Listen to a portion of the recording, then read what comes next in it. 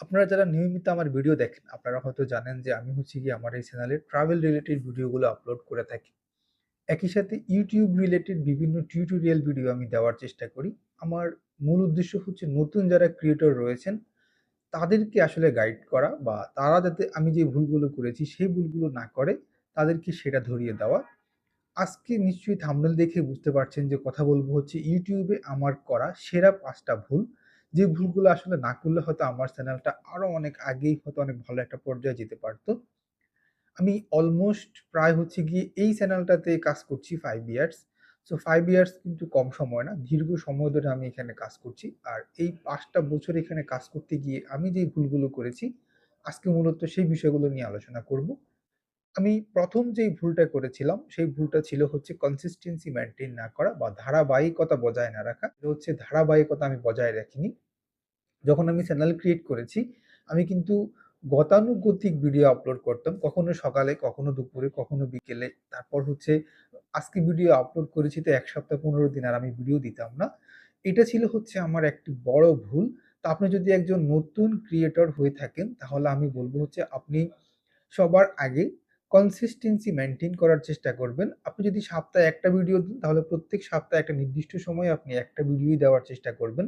যদি আপনি প্রতিদিন ভিডিও দেওয়া সম্ভব হয়, যদিও এটা অনেক মানে অনেক কষ্টসাধ্য, এটা পসিবল না।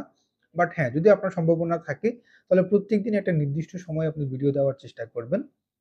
সো ১ম ভুলটা ছিল হচ্ছে আমার কনসিস্টেন্সি মেইনটেইন না করা বা ধারাবাহিকতা বজায় না রাখা। ২য় যেই ভুলটা আমি করেছি সেটা হচ্ছে গিয়ে ভিডিও কোয়ালিটি ইনক্রিজ না করা। আমার প্রিভিয়াস ভিডিওগুলো যদি আপনারা দেখেন একেবারে ১ম দিকের, তখন আসলে আমার অনেক বেশি অপরচুনিটি ছিল ঢাকা ইউনিভার্সিটি নিয়ে ভিডিও তৈরি করার। কারণ তখন আমি সবচাইতে বেশি ভিডিও তৈরি করেছি ঢাকা বিশ্ববিদ্যালয় রিলেটেড। ঢাকা বিশ্ববিদ্যালয়ের কার্জন হল, ঢাকা বিশ্ববিদ্যালয়ের টিএসসি, ঢাকা বিশ্ববিদ্যালয়ের বটতলা, ঢাকা বিশ্ববিদ্যালয়ের কেন্দ্রীয় মসজিদ, আমাদের জাতীয় কবি কাজী নজরুল ইসলামের সমাধিসৌধ, আইবিএ ভবন, এমবিএ ভবন, ঢাকা বিশ্ববিদ্যালয়ের মধুর ক্যান্টিন, তারপর সোহরাওয়ার্দী উদ্যান, রমনা পার্ক, ঢাকা বিশ্ববিদ্যালয়ের আশেপাশে যেসব দর্শনীয় স্থান রয়েছে, পুরান ঢাকা নিয়ে আমি ভিডিও তৈরি করেছি। সো আমি যদিও ভিডিও তৈরি করি, আমার সবগুলো ভিডিওর কিন্তু গতানুগতিকভাবে তৈরি করা। আমার যে ভিডিও কোয়ালিটি ইনক্রিজ করা, সেটা আমি তখন আসলে ফোকাস করতাম না বা আমি ভালোভাবে বুঝতাম না। কিভাবে ভিডিওকে স্টেবিলাইজিং করতে হয়, কিভাবে নয়েজ রিমুভ করতে হয়। এই বিষয়গুলো সম্পর্কে আমি স্টাডি না করে আমি শুধু ভিডিও তৈরি করে গিয়েছি। এটা ছিল হচ্ছে আমার আরো একটা ভুল। তো আপনি যত ভিডিওই তৈরি করুন না কেন, আপনার যদি ভিডিও কোয়ালিটিফুল না হয়, তাহলে কিন্তু মানুষ এটাকে কিন্তু ভালোভাবে নিবে না। সো আমার ২ নম্বর ভুলটা ছিল হচ্ছে গিয়ে কোয়ালিটি মেইনটেইন না করা।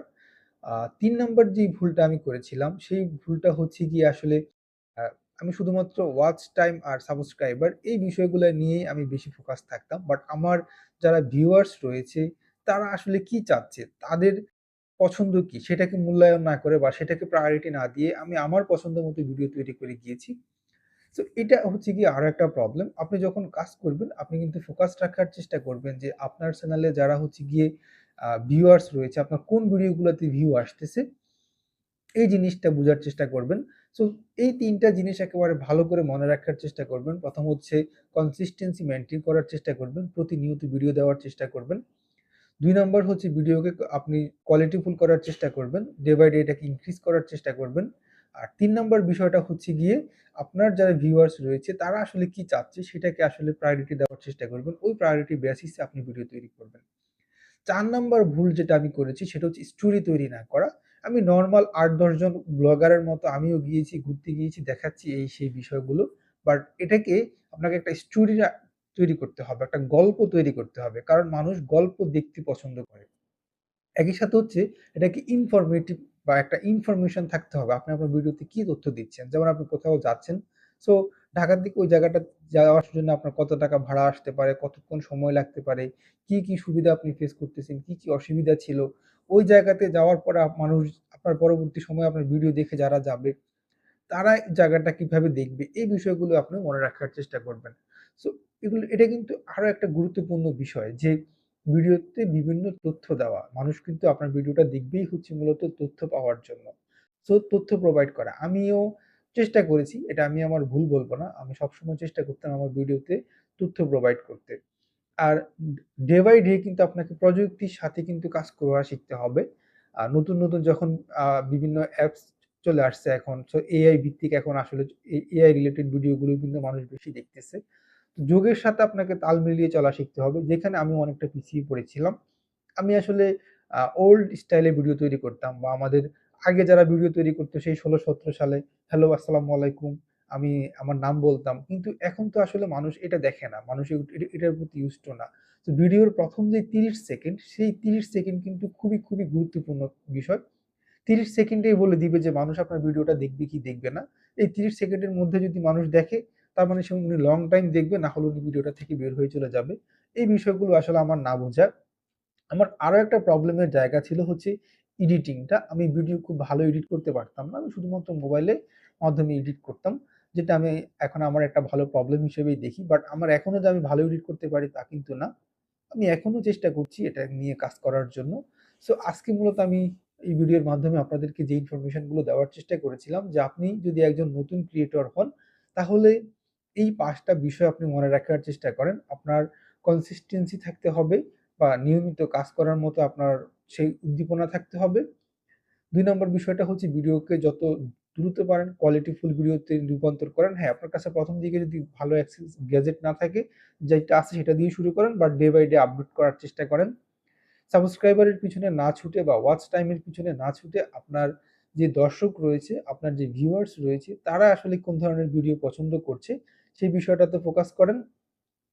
এরপরে আর সবচাইতে বড় যে বিষয়টা বললাম যে আপনি স্টোরি বেসড ভিডিও তৈরি করবেন। আপনার ভিডিওটাকে গল্প আকারে উপস্থাপন করার চেষ্টা করবেন। আর প্রযুক্তির সাথে তাল মিলিয়ে চলা শিখবেন।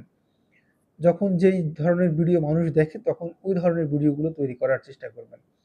তো এটাই হচ্ছে মূলত আমার মূল বিষয় আজকের ভিডিওটা তৈরি করার, যে এই ৫ টা বিষয় মনে রাখার চেষ্টা করবেন। আর আমি এখন বর্তমান সময়ে যারা আসলে নতুন ক্রিয়েটর রয়েছেন বা নতুন যারা আসলে YouTube এ আসার স্বপ্ন দেখছেন, আপনাদের জন্য আমি বলব হচ্ছে এখন এই প্ল্যাটফর্মটা অনেক ডিফিকাল্ট হয়ে যাচ্ছে বা হয়ে যাবে। বিশেষ করে হচ্ছে গিয়ে ২০২৭ সালের ফেব্রুয়ারি মাসের ১ তারিখ থেকে আপনাকে ৮,০০০ ঘন্টা ওয়াচ টাইম গেইন করতে হবে। সো এটা অনেক বেশি কঠিন, অনেক বেশি ডিফিকাল্ট হয়ে যাবে নতুনদের জন্য।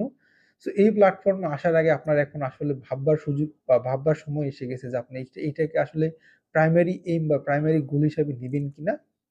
আমি বলব যদি আপনার নিয়মিত কাজ করার ধারাবাহিকতা থাকে, আপনার যদি ইচ্ছা থাকে যে আপনি প্রতিনিয়ত কাজ করবেন, তাহলে আপনি আসতে পারেন। You are most welcome. But এটার সাথে আপনাকে অন্য কিছু করার চিন্তাও থাকতে হবে। এখান থেকে এখন আর খুব দ্রুত সফল হওয়া সম্ভব না, যদি না আপনি সঠিকভাবে সঠিক পন্থা অবলম্বন না করেন।